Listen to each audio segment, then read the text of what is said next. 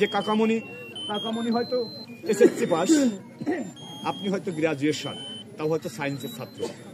তা যেমন করে বলবেন, আপনার চরণে একটু অনুরোধ রাখবো, যদি ভাই ভাবেন, কাকা ভাবেন, তা ভাবলে কাছে নিয়ে ডেকে নিয়ে একবার বলবেন, আমার একটা বাচ্চা আছে, এসএসসি পরীক্ষা দেবে বাবা, তা নির্ঝরণ্য খাদ্য, তা এই বাচ্চাটারে আমি একটা মেলার মধ্যে শুধু একটু চোখ বড় করেছিলাম।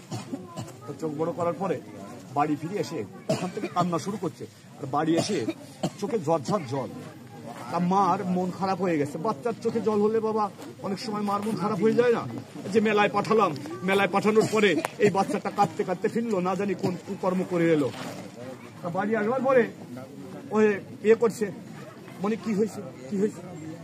বলে মেলার মধ্যে আমার বন্ধু বান্ধব ছিল, অনেক লোকজন ছিল, তা থাকার পরে বাবা বড় চোখ করছে। তা আমি খালি একাই দেখিনি, আমার সাথী যারা ছিল তারাও দেখছে। তা দেখার পরে আমার কেমন যেন মা ভালো লাগে, বললো আমার বলাটা ভালো। তো তখন আমি বাড়ি ফিরে আসছি, আমি যা নিজে এই হয়েছে মনে চলে গেছে, ঠিক আছে। ফিরে আসবার পরে রাত্রি যখন প্রসাদ পেতে বসছি 3জন 4জন একসাথে, তখন কথাটা তোলা হয়ে গেছে।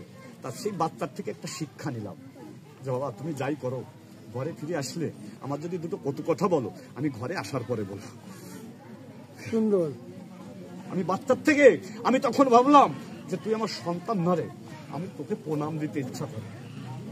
সুন্দর। আমি লোকালয়ের মধ্যে তুই যে যত শিশু হইস না কেন, তুই আমার সন্তান হইস না কেন, লোকালয়ের মধ্যে তোকে আমি কেন অমন করে তাকালাম?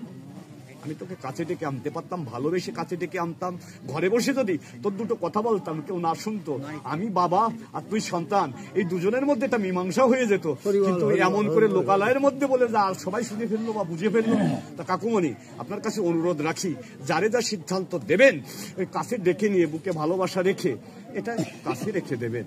এমন করে যদি লোকালয়ের মধ্যে বলতে থাকেন, ওই যে ধর্মক্ষেত্রে কুরুক্ষেত্রে এই কথাটা আপনি আমি বলতেছি, হয়তো কাকু পরের দিন আর গীতা পাঠ করবে না। যদি উনার মতো মানুষ না থাকে, আপনি সব জায়গায় টেকাতে পারবেন না। উনার মতো মানুষও দরকার আছে, যদি ভুলও বলে ওই ভুল বলা মানুষও দরকার আছে, উনিও একদিন সঠিক হয়ে যাবে, আর সঠিক হওয়ার মাধ্য দিয়ে তখনও কিন্তু হয়ে যাবে, তাই না? এই যে জায়গাটা যদি ভুল বলা মানুষ না থাকতো, তাহলে কিন্তু আমাদের এটা টিকতো না। উনি এই সর্বপ্রথম আসছে, এই সব কাজ করতেছে। ওই ভুল বলা মানুষগুলো এই সব কাজ করে, কিন্তু সঠিক বলা মানুষগুলো অনেক পাশে পড়ে যায়, পিছনে পড়ে। ভুল বলা মানুষগুলো আগে যায়, ভুল বলা মানুষগুলো আগে করে। তার বাস্তবতা কোথায় দেখেন বাবা, এটা ভাগবত আমাদের সিদ্ধান্ত দিচ্ছে। কেমন করে সিদ্ধান্ত দিচ্ছেন? ভাগবতে বললেন গজের মোক্ষগম, গজের মোক্ষগম। তা গজের মোক্ষগমন কি করে বললেন? ইনি পূর্বজন্মে সাধক ছিলেন, গুরুদেব উপনীত হয়েছিলেন। হবার কারে গুরুদেবকে সঠিক শ্রদ্ধা না নিবেদন করার মধ্য দিয়ে গুরুদেব বলছিল, তুমি যে আজকে যে ব্যবহার করলে, হাতির মতো ব্যবহার করলে, মানে উঠে দাঁড়ালে না, গুরুদেবকে সঠিক করলে না, শ্রদ্ধা করলে না। তাই ওনাকে বললো যে পরের জন্ম তোমাকে হাতি হতে হবে। আর ঠিক পরের জন্মটা তাকে হাতি হতে হলো, কিন্তু হাতি হয়েও একটা জায়গা ভুললো না, সবকিছু করলেন, রাজা হয়ে গেলেন, সব হলেন, কিন্তু একটি জায়গা ভুললেন না কোথায় জানেন? পূর্ব জন্মের সুকৃত লব্ধ ফল, ওই যে অভ্যাসগত জায়গা, গোবিন্দের নিত্য নিত্য পুষ্প চয়ন করে দেয়া। তাই পুষ্প চয়ন সবসময় তো মনে পড়বে না। উনি সন্তানাদিগণ নিয়ে একটা সরোবরে নেমে গেলেন। নেমে যাবার পরে উনি কি করলেন? নেমে গিয়ে সন্তানগণকে ভালো ভালো জল খাবে, ঘোলা জল দেবে না, তাই একটু গভীরে শোকটা দিয়ে দেবে। তা গভীরে যেতে যেতে কিছু পথ যেতে যেতে যত স্বচ্ছ জল দিতে যাচ্ছে তত গভীরে নামতে হচ্ছে। ওই সময় ওনার কি করেছে? কুমিরে পা ধরেছে।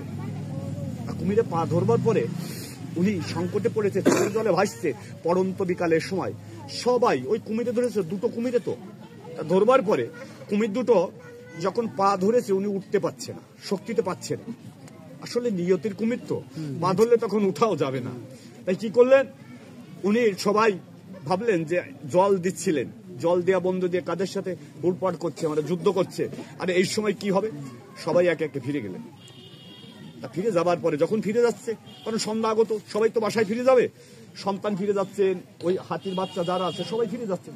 ফিরে যাওয়া দেখে তখন মনে মনে ভাবলেন যে এই দুঃসময় আর কেউ হলো না আমার। হাতি চোখের জল ফেলছে, বললো যে তোমাদের জল খাওয়ানোর জন্য আমি গভীর জলে জল আনতে গেলাম, আর তোমরাই এখন আমারে ফেলে এই দুঃসময় তোমরা চলে যাচ্ছ। তখন বললেন যে যদি দুঃসময়ের কেউ বান্ধব থাকো আমি তাদের স্মরণ করি। হাতে কিন্তু ভাষা জানে না, শুধু মনে মনে মনে মনে শুধু সেই উচ্চ ভাষায় বললেন। কৃষ্ণ বলে নাই, গৌর বলে নাই, হাতি শুধু মনে মনে। কারণ গীতাতে বলা আছে নবমধ্যায় মন মনা ভাব মদভক্ত মজ্জাজি মাং নমস্কার। হাতি মনে মনে বললেন, হে বিশ্বের নায়ক, তোমার ইশারায় জগৎ চলে, তবে যে তুমি রক্ষা করতে পারো আমি তারই স্মরণ করি। দয়া করে আমার এই বিপদ থেকে একটু মুক্ত করো, হরি বলো, হরি বলো, হরি বলো। বিপদ থেকে মুক্ত করো। তখন কি করলেন জানেন? স্বয়ং বিষ্ণু গরুরকে নিয়ে রওনা করেছেন। তা গরুরকে নিয়ে রওনা করেছেন, গরুরের কত গতি, ওই গতিকেও হার মেনে দিয়ে গরুরকে বলছে, গরুর যত দ্রুত পারো যাও, আমার ভক্ত আর চোখের জলে ভাসে, আমার ভক্তকে রক্ষা করতে হবে। কারণ গীতায় বলা আছে না, জরা জরা হি ধর্মস্য গেলানি, ভক্ত রক্ষার জন্য ভগবান আসবেন। তাই কি করেছেন? নারায়ণ স্বয়ং গরুর থেকেও ঝাঁপ দিয়ে পড়ে করেছেন। কিন্তু তার আগেই লক্ষ্মী ভাবলেন বড় ভক্ত একজন সংকটে পড়ে গেছে। লক্ষ্মী কি করলেন? ওনার পুষ্পটা দিয়ে দিলেন। পুষ্পটা দিয়ে এইবার হাতি জল দ্বারা ওই চরণে দিয়ে দিলেন। তা যাওয়ার আগে দেখেন গোবিন্দ আজ নারায়ণ চক্র ধরে ওই কুমিরকে বিনাশ ঘটিয়ে দিলেন। কিন্তু যাই দেখে যে অসুর কুল আগে যেয়ে বসে রয়েছে, ওই দুজন বসে রয়েছে, দৈত্যজন। এখন ওনার নিয়ে যাচ্ছে তো পুষ্পরাতে নিয়ে যাচ্ছেন, ভক্তকে নিয়ে যাচ্ছেন, পূর্ব স্মৃত তো ওই ভক্ত, পূর্বের ভক্ত। এ কারণে নিয়ে যাওয়ার সময় পুষ্পরাতে যখন নিয়ে যাচ্ছেন, গিয়ে দেখে তারা আগেই বসে রয়েছে। তখন জিজ্ঞাসা করছে যে তোমরা কিভাবে এলে? তা বলে জানো, তুমি তো বলছিলে তোমার শাস্ত্রের কথা, তোমার কথাই পালন হয়েছে, তোমাকে পাওয়া বড় কঠিন হয়ে যায়। তাই আমরা দৈত্যকুলে থাকা সত্ত্বেও তোমার যে নাম গুণাগুণ করে যে ভক্তরা, তাদের চরণ ধরেছি। কারণ এ কারণে নরোত্তম দাস ঠাকুর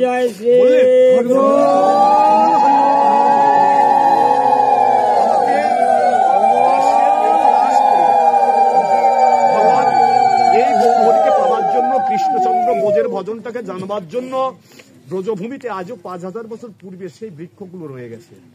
বাবা কোনটা ভাববো সত্য, কোনটা ভাববো মিথ্যা, বিচার করতে গেলে হবে না। এমন বিচার করতে যে মাগুরায় মনে হয় 2 জন হাসপাতালে আছে, এখনো 3 জন হাসপাতালে আছে। তা কোথায় জানেন? 3টে পক্ষ আজকে দুরবস্থায় পড়ে আছে। আমার মতো আমি স্বয়ং সেখানে গিয়েছিলাম, দেখেছিলাম।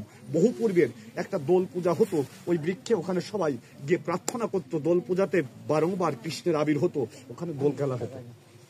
এই দোল খেলা হতে হতে হতে হতে এখন তো অনেক কিছু মানে না, কারণ এটা ভদ্র সমাজ, এটা আমাদের আধুনিক সমাজ, এটা অনেক কিছু কিন্তু মানতে চায় না। বৃদ্ধরা বললে পারে, তখন বলবে রাখো তো তোমার কথা, ভগবান টগবান তুমি দেখছো নাকি, আর ওসব আমরা মানি নাকি। তখন কি করেছে জানেন? এইবার 2 ভাই, বড় ভাইয়ের নাম অমরেশ আর ছোট ভাই, এই ছোট ভাই ওখানে গাছ বিক্রি করে, মানে একটু গোয়াত্তামি কল আছে না, গোয়াত্তামি কল। তাই এই গোয়াত্তামি কল থাকার কারণে গাছ বিক্রি করে দেবে। কিন্তু বড় হ্যাঁ চন্দন প্রতাপের যে জায়গায়, তো সেখানে দেখেন উনার এই বিক্রি করবে না বললো, মনে রে আমার পূর্বপুরুষ এখানে কেউ যায় নাই, আর ওই গাছটা অনেক দিনের, আর ওইখানে অনেকবারও একটা গাছ বিক্রি হয়েছে, ওটা হতে গেলে পরে ঝামেলা হয়। একজন গাছ জুয়ারি করাটি পাইছে, আর উনি ভাইটাও এরকম হয়েছে। 2 জনে ঠিক মতো বেচা কেনা করেছে। তা বলছে, বড় ভাই বলতেছে আমার টাকা নেবো না, যে টাকা হয় ল্যাংটার আশ্রমে দিয়ে দিও।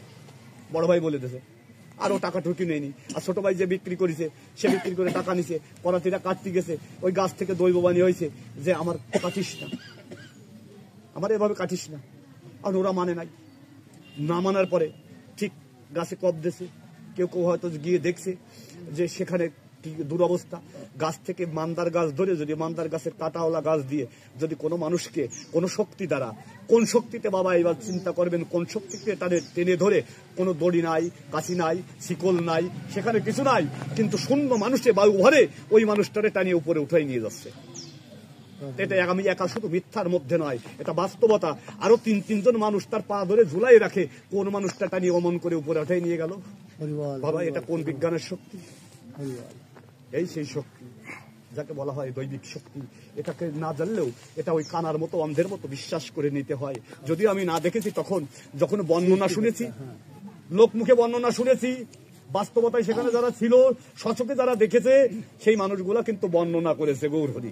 তাই এই কুরুক্ষেত্রের রণাঙ্গনে দাঁড়িয়ে সঞ্জয় কিন্তু দিব্যাখি পেয়ে ওই শক্তিকে দর্শন করে হস্তিনাপুরে থেকেও সেই কিন্তু কুরুক্ষেত্রের যুদ্ধে বর্ণনা করতে সক্ষম।